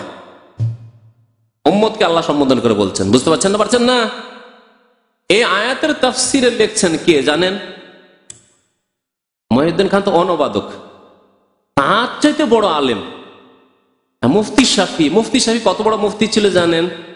অখণ্ড পাকিস্তান, যখন পূর্ব পাকিস্তান 47-এর পরে যে পাকিস্তান, পূর্ব পাকিস্তান মানে বাংলাদেশ, বর্তমান বাংলাদেশ, আর পশ্চিম পাকিস্তান মানে যে বর্তমান পাকিস্তান, দুই পাকিস্তান, উভয় পাকিস্তানের যে বেতার, হ্যাঁ সেই বেতার থেকে ই করা হতো, এই তাফসীর করা হতো নিয়মিত, প্রতিদিন ভোরে তাফসীর হতো, এই তাফসীর।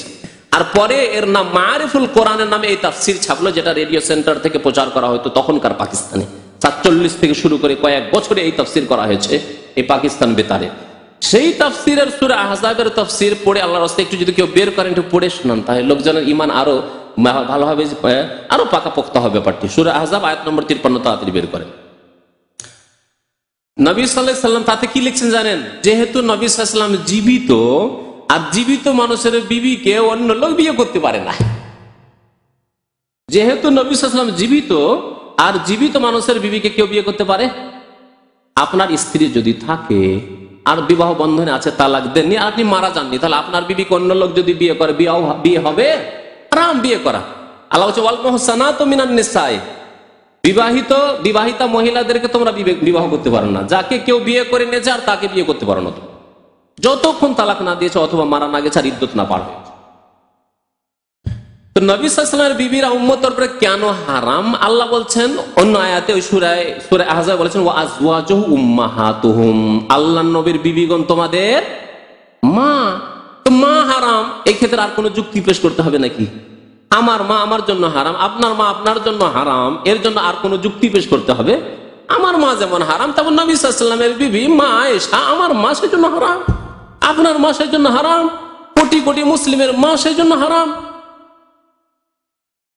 এরপরে আল্লাহর কথা এত স্পষ্ট, তারপরে যদি মহিউদ্দিন খান ওই ইমানের সাথে মুফতি শাফির এই বাতিল আকীদার উপর ইমান রেখে তর্জমা করে এই মারিফুল কোরআন প্রচার করছে, আর এর জন্য কত যে তাদের আক্ষেপ আফসোস যখন ব্যান হয়ে গেল মহিউদ্দিন খান যে এই যে বলেছে যে যারা বলে আল্লাহর আকার আছে, আল্লাহর চেহারা আছে, তারা পাগল, মস্তিষ্ক বিকৃত, আর না হইলে ইসলামের শত্রুদের গুপ্ত এজেন্ট। এই জন্য বলেছে যে তার বড় আক্ষেপ যে আমার কোরআনের তর্জমা মদিনা থেকে ছাপলো, ধোকা দিয়ে ছাপিয়ে দিলাম সৌদি সরকারকে ধোকা দিয়ে, আর তারপরে ধরা খেয়ে গেলাম, আসামির কাঠ গড়াই যে পড়ে গেলাম, আমরা ধরা খেয়ে গেলাম।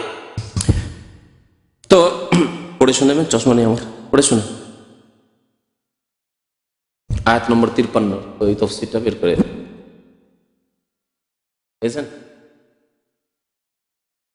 জীবিত নবী সাল্লাল্লাহু আলাইহি ওয়াসাল্লাম জীবিত। আরেকটি কথা, মজার কথা বলছি, এই তাফসীরে সূরা ওয়াত-তিনের তাফসীর আছে, ওয়াত-তিন ওয়াজ-যাইতুন যে আম পারা তাফসীর, তাতে আছে নিঃসন্দেহে আল্লাহ নিরাকার। মুফতি শাফি বলছেন, আর তার বাংলায় অনুবাদ করছেন এই মহিউদ্দিন খান, মানে সবার আকীদাই, দেওবন্দীদের আকীদা, যাদেরকে আহলে সুন্নাত বলে অনেক বাইরেই জানেন, আর নিজেদেরকেও তারা আহলে সুন্নাত বলে। তাদেরই কিতাব এটি, আকায়েদ উলামা আহলে সুন্নাত দেওবন্দিয়া। এই কিতাবের নাম হচ্ছে আল মুহান্নাদ আল মুফান্নাদ, খলিল আহমদ সাহারানপুরি তাদের একজন বড় মুহাদ্দিস দেওবন্দের, তার লেখা। তারা দাবি করছেন আমরা আহলে সুন্নাত। আহলে সুন্নাতের অবস্থা দেখেন, বলছেন যে নিঃসন্দেহে আল্লাহ নিরাকার। বলেন যার চেহারা আছে তিনি নিরাকার হন নাকি? যার হাত আছে তিনি নিরাকার হন নাকি? যার চক্ষু আছে তিনি নিরাকার হন নাকি? তা আল্লাহর এগুলি আছে, কোরআনে আছে না নেই? হ্যাঁ, তাহলে আল্লাহর আকার আছে না নেই? আছে, কিন্তু আল্লাহর আকার আল্লাহর মতো, আমরা জানি না কেমন আকার। এখানে চুপ থাকতে হবে, আর বেশি বলা চলবে না, কারণ আল্লাহ এর বেশি কিছু বলেননি আমাদের।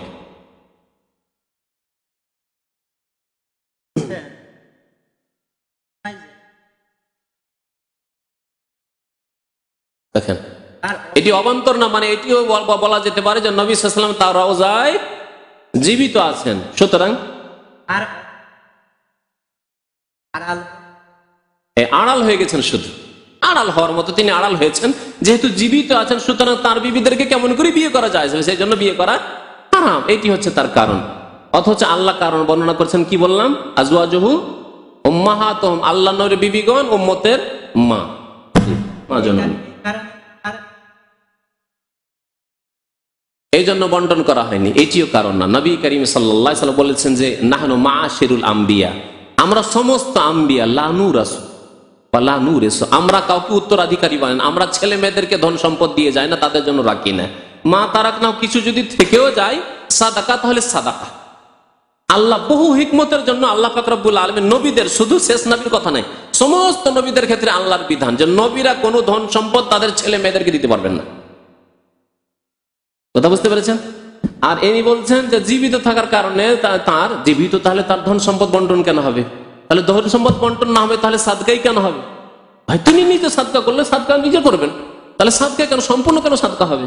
একজন মানুষ বেঁচে থাকার কারণে সবকিছু সাদকা হয় না, তার নবীর সবকিছু কেমন করে সাদকা হইলো? এই প্রশ্নের উত্তর কি দিবে মহিউদ্দিন খান সাহেব আর মুফতি শাফি? মুফতি শাফিকে সেই যুগের বলা হয়েছে মুফতি আজম। মুফতি আজম, পাকিস্তানে বলা হয়তো মুফতি আজম মানে মহান মুফতি। সে মুফতি আজমের আকীদার এই অবস্থা। আর বহু আকীদায় রয়েছে, এই কিতাবও রয়েছে, যেই কিতাবের নামই দিয়েছে আহলে সুন্নাত ওয়াল জামাতের আকীদা, সেই কিতাবে আছে, আপনাদেরকে যদি জিজ্ঞাসা করি সাধারণ জ্ঞানে, যে আল্লাহ পাক রব্বুল আলামিনের যে আরশ রয়েছে, কুরসি রয়েছে, তা বেশি মর্যাদাবান না নবী সাল্লাল্লাহু আলাইহি ওয়াসাল্লামের কবরস্থান বেশি মর্যাদাবান? আল্লাহ রসুলের মালিক না রসুল আল্লাহর মালিক? হ্যাঁ, আল্লাহ রসুলকে সৃষ্টি করেছেন, আল্লাহ রসুলের হায়াতের মালিক, মৌতের মালিক, সুখের মালিক, দুঃখের মালিক, এমনকি নবুয়ত দেওয়ার, নবী করার মালিক। আল্লাহ যদি মুহাম্মদ সাল্লাল্লাহু আলাইহি ওয়াসাল্লামকে নবী রসুল না করতেন, তাহলে নবী রসুল হতেন না, তিনি হিদায়াত না করতেন, তিনি হিদায়াত হতেন না। আর এই কিতাবেও আছে, আর ফাজাইল আমলেও আছে। মজার কথা, কোন দলিল নেই। একটি যদি দলিল কোরআন হাদিসে থাকতো যে নবীর কবরের স্থানটি সারা পৃথিবীর সমস্ত জায়গায় চাইতে উত্তম, এমনকি আরশের চাইতে উত্তম, এমনকি কুরসির চাইতে উত্তম, সবকিছুর চাইতে উত্তম। প্রথম কথা, সারা পৃথিবীর মধ্যে সবচাইতে মোবারক জায়গা, পৃথিবীর মধ্যে সবচাইতে মোবারক জায়গা আল্লাহ বলেছেন যে কাবা। হ্যাঁ, কাবা প্রথম ঘর পৃথিবীতে। ইন্না আউওয়ালা বাইতি উযিয়া লিন-নাস লাল্লাযী বিবাক্কাতা মুবারাকান ওয়া হুদাল লিল আলামিন। আর সেখানে নামাজ পড়লে 1 লক্ষ গুণ সওয়াব পাওয়া যায়। 2 রাকাত নামাজ পড়লে 2 লক্ষ, দাম্মামে 2 লক্ষ নামাজ পড়েন, আর মক্কায় গিয়ে 2 রাকাত নামাজ পড়েন। 2 লক্ষ রাকাত নামাজ পড়তে পড়তে কত বছর যে লাগবে আপনাকে, আর 2 রাকাত নামাজ পড়েন মাক্কাতুল মুকাররম কাবা শরীফে গিয়ে, অতটা নাকি পেয়ে গেলেন আপনি। তাহলে সেই জায়গার বেশি ফজিলত না নবীর কবরের স্থানের বেশি ফজিলত? যদি বলতে হয় নবীর কবরের স্থানের বেশি ফজিলত, তাহলে দলিল দেন। আর আমি দলিল দিচ্ছি যে কাবার ফজিলত বেশি এই জন্য যে কাবাতে নামাজ পড়লে 1 লক্ষ গুণ, মসজিদে নববীতে নামাজ পড়লে 1000 গুণ। নবী সাল্লাল্লাহু আলাইহি সাল্লামের কবরের উপরে, যে কোনো কবরের উপরে নামাজ পড়া নিষেধ করেছেন নবী সাল্লাল্লাহু আলাইহি ওয়াসাল্লাম। লানাতুল্লাহি আলাল ইয়াহুদি ওয়ান নাসারা, ইহুদি খ্রিস্টানদের উপর আল্লাহর লানত অভিশাপ হয়েছে, কারণ তারা ইত্তাখাযু কুবুরা আম্বিয়াহিম মাসাজিদা, তাদের নবীদের কবরের স্থানগুলিকে সেজদার স্থানে পরিণত করেছিল। সেখানে তারা নামাজ পড়া শুরু করেছিল, সেজদা করা শুরু করেছে, এই জন্য তাদের উপর আল্লাহর লানত হয়েছে, রহমত থেকে তারা বঞ্চিত হয়েছে। মা আয়েশা বলছেন, ইউহাযযিরু মা সানাউ, ইহুদি খ্রিস্টানদের বদ আচরণ, শিরকি আচরণ থেকে নবী সাল্লাল্লাহু আলাইহি ওয়াসাল্লাম সাবধান করছিলেন উম্মতকে যে তোমরা এরকম করিও না। জি, তাহলে চিন্তা করুন যে দুনিয়াতেই যদি পৃথিবীকে নেন, তাহলে কাবা সবচাইতে উত্তম স্থান। সেখানে এখানে দাবি করা হচ্ছে যে যেই জায়গায় বলছেন ফাইনাল বুকাতা শরীফাতা ওয়া রাহবাতাল মুনিফাতা আল্লাতী যাম্মা আদাহু সাল্লাল্লাহু আলাইহি ওয়াসাল্লাম আফদালু মুতলাকান হাত্তা মিনাল কাবা। বলছেন ওই জায়গা, মোবারক জায়গায়, যেই জায়গায় নবী সাল্লাল্লাহু আলাইহি ওয়াসাল্লামের পবিত্র দেহের অঙ্গ প্রত্যঙ্গ রয়েছে, সেই জায়গা উত্তম এমনকি কাবা শরীফ থেকে। শুধু তাই না, এর উপর ক্ষান্ত হইলেও তো বলতাম যাক একটু বিদাতি হইল। ওয়ামিনাল আরশে, আরশ হতেও, ওয়াল কুরসিয়ে, এমনকি আল্লাহর কুরসির চাইতেও, তামাসাররাহা বিহি ফুকাহাউনা, দলিল হচ্ছে আমাদের ফুকাহায়ে কেরামরা স্পষ্ট ভাবে কথা বলেছেন। দলিল কোরআনও নয়, দলিল হাদিস নয়, কামাসাররাহা বিহি ফুকাহাউনা। আর এত বিশ্বস্ত কিতাব, এই কিতাবটি লেখা খলিল আহমদ সাহারানপুরি, হানাফি দেওবন্দি মুহাদ্দিস, আর তার ইন্তেকাল 1346 হিজরিতে। আর এই কিতাবটি তারা কবর পূজারীদের বিরুদ্ধে লিখতে গিয়ে তারাই গিয়ে কাদাতে আছাড় খেয়ে পড়েছে। কাদা বললাম তো একটু ভালো করেই বললাম। যদি বলতাম যে নাপাক পেশাব পায়খানা থেকে উঠাইতে গিয়েছিল কবর পূজারী আটরসি মাইজ ভান্ডারী, আর তারাই গিয়ে ওই পেশাব পায়খানার পুকুরে গিয়ে পড়েছে। আস্তাগফিরুল্লাহ। দেখছেন কি অবস্থা? আল্লাহর স্থানের চাইতে, আল্লাহর আরশ কুরসির চাইতে উত্তম হচ্ছে নবীর স্থান। এইভাবে ইনডাইরেক্ট কবর পূজার দাওয়াত দেওয়া হচ্ছে না, হচ্ছে না? যে আরশ কুরসির চাইতে যখন উত্তম স্থান, মোবারক স্থান হচ্ছে নবীর কবর, তাহলে নবীর কাছ থেকে পাওয়া যাবে না কি? এমন কি আছে পাওয়া যাবে না? চাও, যা চাইবে নবীর কাছে চাও।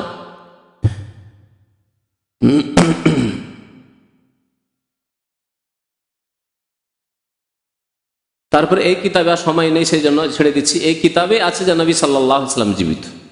এই কিতাবে আছে যে নবী সাল্লাল্লাহু আলাইহি ওয়াসাল্লাম জীবিত। জি, হায়াতুন নবী।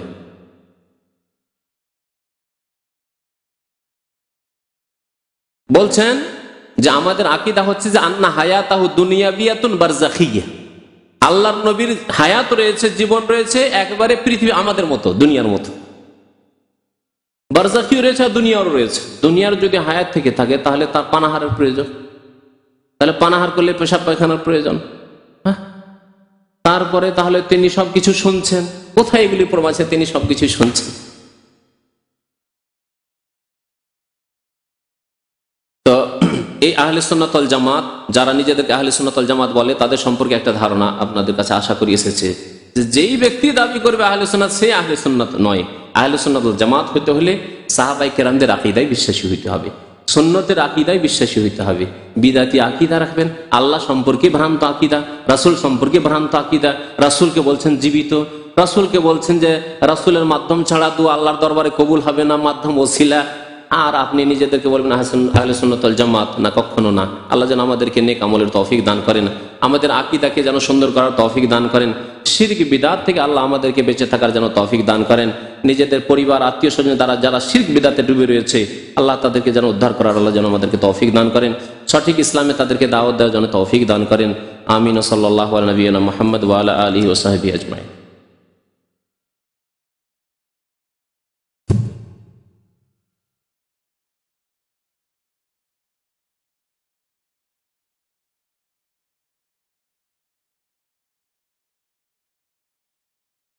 পড়বেন এগুলো প্রশ্নগুলো। আল্লাহ 99টি নাম ছাড়া আরো কি নাম আছে তা তো জানা নাই, বরং নবী সাল্লাল্লাহু আলাইহি ওয়াসাল্লাম বলেছেন আমাদের ইন্না লিল্লাহি তিসআতা ওয়া তিসঈনা ইসমান, আল্লাহর কয়টি নাম আছে? 99টি নাম আছে। কি একজন নাকি তাকে বলেছে যে 4000 না কত 4000 না 400,000 লিখেছেন 400,000। হ্যাঁ, না, সব মিথ্যা কথা। আল্লাহর নবীর কথা যে 99টি নাম আছে।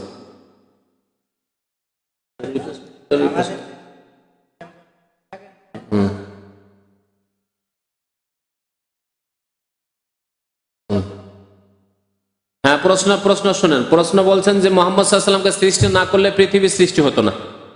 আল্লাহ কথা বলেননি। আল্লাহ বলছেন মানুষ এবং জিনকে আমি সৃষ্টি করেছি ইবাদতের জন্য, আর সারা পৃথিবীর অন্যান্য সৃষ্টি যা কিছু রয়েছে তা মানুষের উপকারের জন্য। খালাকালাকুম মা ফিল আরদি জামিয়ান। মুহাম্মদ সাল্লাল্লাহু আলাইহি ওয়াসাল্লামকে সৃষ্টির জন্য পৃথিবী সৃষ্টি না, এটি মিথ্যা কথা, জাল কথা। সহি কথা হচ্ছে আল্লাহ মানুষ এবং জিনকে তার ইবাদতের জন্য সৃষ্টি করেছেন, আর মানুষ হচ্ছে সৃষ্টির সেরা, আর সারা পৃথিবীর সমস্ত কিছু মানুষের উপকারের জন্য আল্লাহ সৃষ্টি করেছেন।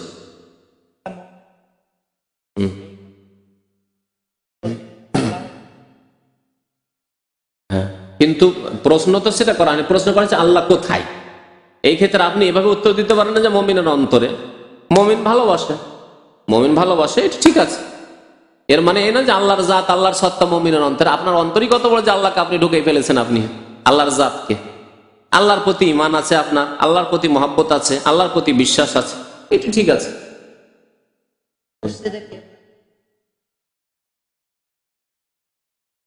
মসজিদে কিবলাতান সম্পর্কে কি বলছেন? মসজিদে কিবলাতান যেখানে কিবলার পরিবর্তন হয়েছিল মদিনায়। কিবলার পরিবর্তন প্রথম দিকে নবী সাল্লাল্লাহু আলাইহি ওয়াসাল্লাম বাইতুল মুকাদ্দাসকে সামনে করে নামাজ পড়তেন, না তারপরে আবার কাবার দিকে নামাজ পড়া শুরু করেছিলেন নামাজের অবস্থা। মাথার চুল ছোট রাখতে পারেন, বড় রাখতে পারেন, কাফেরের মতো রাখবেন না। কাফেররা প্রচার মাধ্যমে যেভাবে নতুন নতুন ফ্যাশনের চুল রাখছে সেই রকম কাফেরের মতো চুল না রেখে যে কোনো রকম চুল রাখতে। আর মহিলার মতো চুল রাখবেন না, কাফেরের মতো চুল রাখবেন না, মহিলার মতো। কারণ মহিলার সাথে সাদৃশ্যতায় আল্লাহর লানত রয়েছে। যারা পুরুষ হয়ে মহিলার সাথে সাদৃশ্যতা অবলম্বন করে অথবা মহিলারা পুরুষের সাথে সাদৃশ্যতা অবলম্বন করে, উভয়ের ওপর আল্লাহ এবং রাসূলের অভিশাপ রয়েছে। চুল রাখে না মাথা নেড়া করে। মাথা নেড়া কেন করে? মাথা নেড়া করা যেহেতু খারেজিদের লক্ষণ ছিল আলী রাদিয়াল্লাহু তাআলা জামানায়, যারা বিদআতপন্থী, সুতরাং তাদের বিরোধিতা করা উচিত। উমরা হজ ছাড়া এমনি সাধারণ অবস্থায় মাথা নাড়া করা অপছন্দনীয়। আরাম বলবো না, কিন্তু অপছন্দনীয়, বিদআতীদের লক্ষণ, সুতরাং সেটা না করে উচিত।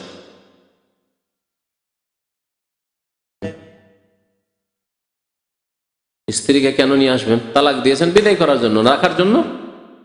এক তালাক দিয়েছেন, না দুই তালাক, না তিন তালাক, কিভাবে তালাক দিয়েছেন? তালাকের মশলা এইভাবে সাধারণ বয়ানে পেশ করা যায় না। কি অবস্থায় তালাক দিয়েছেন, কি অবস্থায় আপনি আছেন, কতদিন হয়েছে বলবেন।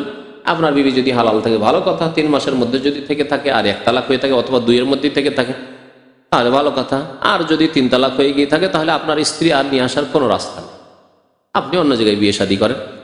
আর সেই স্ত্রী আল্লাহ না করে কোনো জায়গাতে বিয়ে হইল, তারপরে স্বেচ্ছায় তারা ছেড়ে দিল কোনো কালে, তারপরে ইদ্যুৎ কাটলো, তারপরে যদি আপনার ইচ্ছা হয় অন্য কেউ বিয়ে করতে পারে, আপনাকে। কিন্তু কন্ট্রাক্টে হিল্লা করাইবেন, 1 রাতের জন্য কাউকে ঠিকা দিবেন, কোনো বন্ধুকে ভাই 1 রাতে নে তুই রাখ আর আমার জন্য হালাল করে দে, এটা হচ্ছে ভাড়া, এটা পাঁঠা।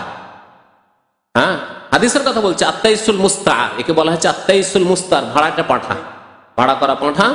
আর পাঁঠা দিয়ে যেমন বকরি ছাগলকে পাঁঠার কাছে নিয়ে যায়, এইরকম অবস্থা। এটি জেনা, এটি জেনা, ব্যভিচার। এই হারাম জঘন্য নোংরা কাজ করবেন না, মুসলমান করতে পারে নাই। হিন্দু তো লজ্জা পাবে এরকম কাজ করতে, 1 রাতের জন্য ভাড়া দিবে।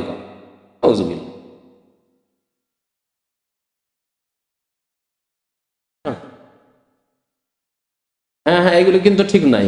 আমাদের দেশে আল্লাহু আকবার, আমরা ছোটকালে দেখেছি একটু তেল দিয়ে ময়ূরের পাখা ওই কোরআনের আয়া রাখতো, এসব বিদআতি কাজ। আর এতে কোরআনের অবমাননা। ময়ূরের পাখা আপনি কোরআনে কেন রাখবেন? আশ্চর্য কথা, সত্যি আমাদের ভারত বাংলাদেশে রাখে। জি হ্যাঁ, মোটেই জায়েজ না, এগুলি বিদআত। এবং কি ভ্রান্ত ধারণা রাখছে আল্লাহ জানে। আর তাতে নাকি তেল দিয়ে রাখলে কোরআনে বাড়বে, বড় হবে, এরকম আকীদা ছোট কাল থেকে আমরা শুনতাম এগুলি। হ্যাঁ, ওরা না, ওই এটা পাখাটা বাড়বে, পাখাটা বাড়বে। জি জি জি, হ্যাঁ হ্যাঁ, জি জি জি, কোরআনের মধ্যে রাখা কোরআনের অবমাননা, কুফুরের আশঙ্কা আছে। কোরআনের সাথে কেউ যদি মানহানির কাজ করে তাহলে কুফুরের আশঙ্কা আছে, তওবা করা উচিত। জানে না হয়তো অনেক জাহেল মূর্খ মানুষরা। আল্লাহ সুন্দরের জন্য কোরআনের মধ্যে রাখবে, নিজে সাজিয়ে রাখো বাড়িতে। যে সুতা, এটা সুতা, সুতা পাক জিনিস, চিহ্নিত করার জন্য এরকম সুতা দিয়ে রাখো, সুতা দিয়ে কাগজ দিয়ে রাখো, পাক জিনিস দিয়ে না। না না, আল্লাহ জানে পাক আছে না পাক আছে, কি অবস্থায় আছে, কেন রাখো? তারপরে ময়ূর খাওয়া হারাম, সুতরাং ময়ূরের অংশ না পাক ধরতে হবে। হ্যাঁ, না, ময়ূর পাখি তো হারাম। সাল্লাল্লাহু আলাইহি ওয়া সাল্লাম, মুহাম্মদ ওয়া আলা আলিহি ওয়া সাহবিহি আজমাইন।